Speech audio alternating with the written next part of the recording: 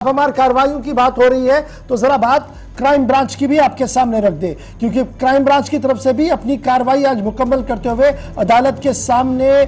Chargesheet जो है वो दाखिल कर दिया गया है। खबर यह है कि क्राइम ब्रांच ने 2 मुलजिमीन के लिए आज चार्जशीट जो है वो दाखिल कर दिया है और इकोनॉमिक ऑफेंस विंग जो क्राइम ब्रांच की है उन्होंने कुपवारा तहगाम के अंदर सेंट्रल कोऑपरेटिव बैंक के अंदर 51.51 लाख रुपए के खर्द बर्द के मामले में जिन लोगों से पूछताछ की थी, आज अदालत के सामने उनका फर्द जुर्म जो है वो दायर कर दिया है, चार्जशीट जो है वो दाखिल कर दिया गया है और उस चार्जशीट के अंदर भी इंतहाई अहम बातें जो है वो बताई गई है और इंतहाई अहम इल्जामात जो है वो लगाए गए हैं। इधर पुलिस का मानना है कि तवील तहकीकात के बाद ये जब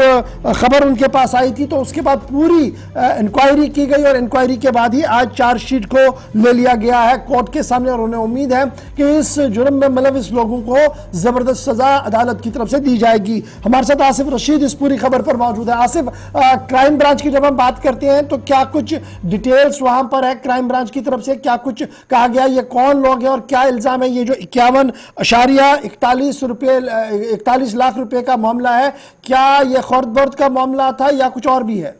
देखिए, सबसे पहला केस जो नोटिस में आया था कंसर्न अथॉरिटीज के, जिसके बाद ये कार्रवाई हुई, वो है कि जो 51,41,000 रुपए थे,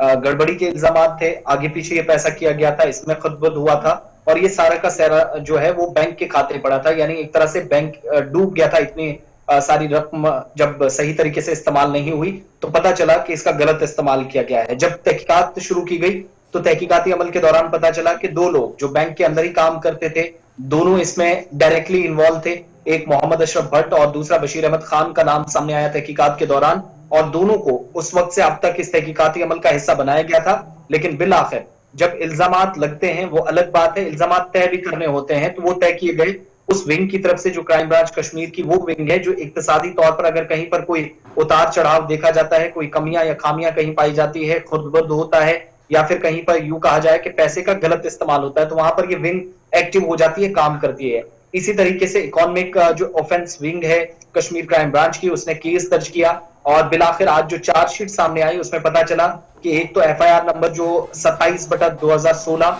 ये एक लगी है। इसके अलावा मुख्तलिफ दफात का इस्तेमाल किया गया है, सेक्शन 420, 467, 468, 471, 409 और 120 भी। इसके अलावा रणबीर पेनल कोड के तहत 201 सेक्शन का इस्तेमाल किया गया है। 2 लोगों के नाम सामने आए और आज सब जज के सामने तहगाम कुपवाड़ा के अंदर यानी नॉर्थ कश्मीर में ये जो केस था वहीं पर चार्जशीट फाइल कर दी गई, दाखिल कर दी गई और जिन 2 लोगों के नाम सामने आए, एक मोहम्मद अशरफ भट्ट जो इसी बैंक के अंदर ब्रांच मैनेजर के तौर पर काम करते थे और सेंट्रल कोऑपरेटिव बैंक के अंदर ही बतौर क्लर्क काम करने वाले बशीर अहमद खान, दोनों जो है इसमें वो क्लियरली पता चला कि इन दोनों ने 51 लाख से ज्यादा की रकम जो है वो किसी ना किसी तरीके से गलत इस्तेमाल की है। चार्जशीट में चीजें पता चली हैं और साथ ही साथ ये चूंकि इनिशियल इन्वेस्टिगेशन है या प्रिलिमिनरी जिसको तहकीकात हम कह सकते हैं, मजीद चीजें इसमें खुलेंगी। लेकिन आज तक की जो चार्जशीट फाइल की गई है मुख्तलिफ दफात के तहत जो केस दर्ज हुआ है उस तक कम से कम ये पता चला है कि FIR से लेकर अब तक 2 लोग जिनके नाम सामने आए वो बैंक के अंदर ही थे,